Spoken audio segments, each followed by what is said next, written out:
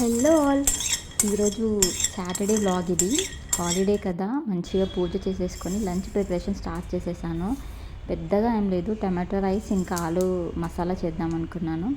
దానికోసం ఇలా పల్లీలు, నువ్వులు, కొంచెం కొబ్బరి కలిపి వేయించుకొని పక్కన పెట్టేసుకోవాలి. సాటర్డే కదా, హాలిడే రోజు ఏదైనా మంచిగా తినాలనిపిస్తుంది కాబట్టి ఇలా కొంచెం స్పెషల్గా ఏదైనా చేసుకుంటున్నాను.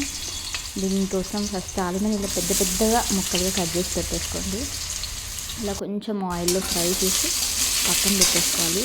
ఇలా ఫ్రై చేయడం వల్ల ఏంటంటే కొంచెం టేస్ట్ డిఫరెంట్గా వస్తుంది. రెగ్యులర్ ఆలు కర్రీలా కాకుండా కొంచెం డిఫరెంట్గా ఉంటుంది, బాగుంటుంది ఆ టేస్ట్. ఇలా కొంచెం రోస్ట్ అయిన తర్వాత అంటే బయట లేయర్ కొంచెం క్రిస్పీగా వస్తుంది. అలా రాగానే మనం తీసి పక్కన పెట్టేసుకోవాలి. మనం చల్లారిన ఈ పల్లీలు, నువ్వులు, కొబ్బరి మొత్తం కలిపేసి ఒక పొడిలా చేసేసి పెట్టేసుకోవాలి.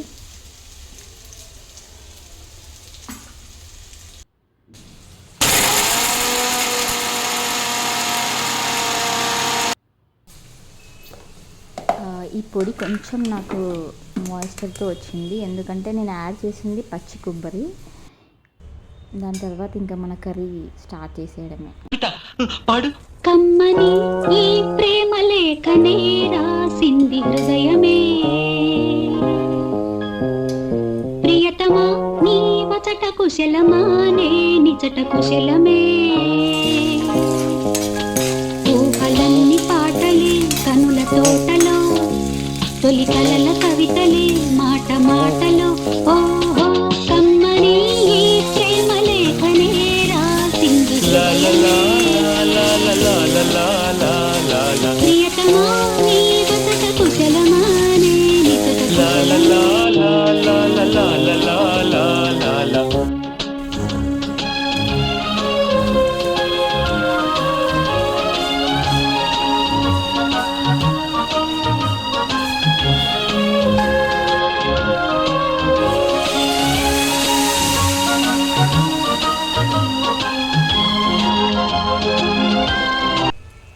ఎంత బాగుంటుందో కదా ఈ సాంగ్. మీలో ఎంతమందికి ఇష్టం comment and let me know. చూస్తుండగానే మన కర్రీ రెడీ అయిపోతుంది. ఇలా ఆలు ఫ్రై చేసి పెట్టుకున్న ఆలుని వేసేసి సాఫ్ట్గా అయ్యేంత వరకు ఉడికించుకోవాలి. దీంట్లో మనం మిక్సీలో పట్టుకున్న ఆ పొడిని ఒక 2 స్పూన్స్ యాడ్ చేసేసి మళ్ళీ కాసేపు ఉడకనివ్వాలి. ఏంటోనండి, సండే అయినా హాలిడే అయినా చూస్తుండగా అయిపోతుంది. హాలిడే అన్న మాటే కానీ మనం మంచిగా ఇంట్లో వర్క్స్ అన్నీ చేసేసుకొని మంచిగా లంచ్ ప్రిపేర్ చేసి తిని ఒక న్యాప్ తీసేలోపు హాలిడే అయిపోతుంది. అంతే కదా, మీకు కూడా అలాగే అనిపిస్తుందా? ఈ పొడిలో నువ్వులు ఉండడం వల్ల అనుకుంటా చాలా మంచి టేస్ట్ వచ్చింది. కొబ్బరి వల్ల కొంచెం వెంటనే థిక్గా అయిపోయింది కర్రీ.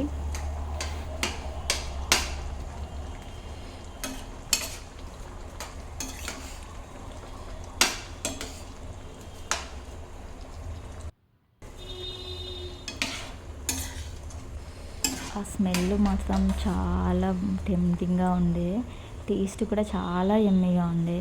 అన్నీ కరెక్ట్గా సరిపోయాయి. ఈ స్టేజ్లో నాకు కొంచెం ఉప్పు తక్కువ అనిపించింది, సో నేను మళ్ళీ యాడ్ చేసుకున్నాను. ఉప్పు తక్కువైతే వేసుకోవచ్చు కానీ ఎక్కువైతే చాలా కష్టం. సో నేను ఎప్పుడైనా ఉప్పు చాలా తక్కువే వేస్తాను.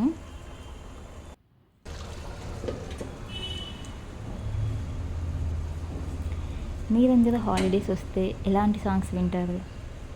నేనైతే చాలా ఓల్డ్ సాంగ్స్ పెట్టుకొని ఆ మ్యూజిక్ ఎంజాయ్ చేస్తూ వర్క్స్ ఫినిష్ చేసుకుంటాను. టమాటో రైస్ కోసం ఇలా నేను టమాటోస్ని కొంచెం సాఫ్ట్గా ఉడికించుకొని మిక్సీలో వేసి ప్యూరీలా చేసుకున్నాను. దాని తర్వాత ఇలా కొంచెం సాజీరా, అల్లం వెల్లుల్లి పేస్ట్, ఇంకా బిర్యానీ ఆకు వేసేసి మనకు కొంచెం తెలంగాణ స్టైల్ బగారా రైస్లా చేస్తున్నాను విత్ టమాటో ప్యూరీ. ఇలా టమాటో ప్యూరీ కొంచెం పచ్చివాసన పోయిన తర్వాత మనం వాటర్ యాడ్ చేసేసుకోవడమే. మా హస్బెండ్ అయితే దీన్ని కలర్ రైస్ అని అంటున్నారు, టమాటో రైస్ అని అసలు ఒప్పుకోవట్లేదు. ఎందుకంటే టమాటోస్ కొంచెం కూడా పుల్లగా లేదు, నార్మల్ బగారా రైస్ టేస్టే వచ్చింది మాకు. ఇలా కొంచెం ధనియా పౌడర్ వేసేసుకొని ఆ వాటర్ మొత్తం బాయిలింగ్ వచ్చిన తర్వాత మన రైస్ యాడ్ చేసేసుకోవడమే.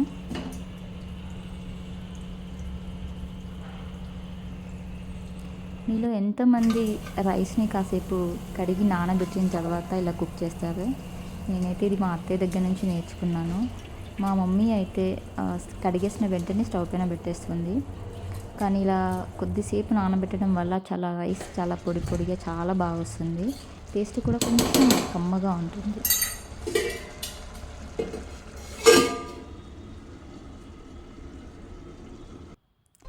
ఇంకా రెడీ అయిపోయింది మన టొమాటో రైస్. ఇది చూస్తే నాకు మా హాస్టల్ డేస్ చాలా మంచిగా గుర్తొస్తున్నాయి.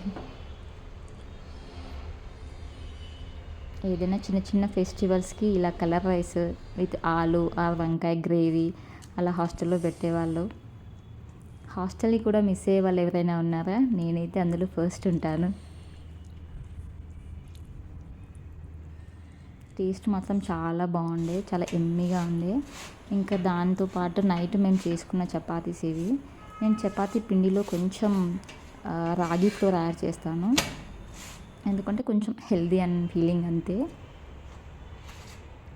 ఇవి నాకు మన అమ్మమ్మ నాన్నమ్మ వాళ్ళు చేసే రొట్టెల లాంటి టేస్ట్ అనిపిస్తుంది. కొంచెం క్రిస్పీగా ఉంటాయి బయట. ఇలా కొంచెం ఆవకాయతో సర్వ్ చేసుకుంటే ఇంకా ఎమ్మీగా ఉంటాయి ఇవి. ఇలా మా డిన్నర్ అయిపోయింది. డిన్నర్ అయిపోయిన తర్వాత మా హస్బెండ్ బయటికి వెళ్ళి ఈ స్వీట్ని తీసుకొచ్చారు.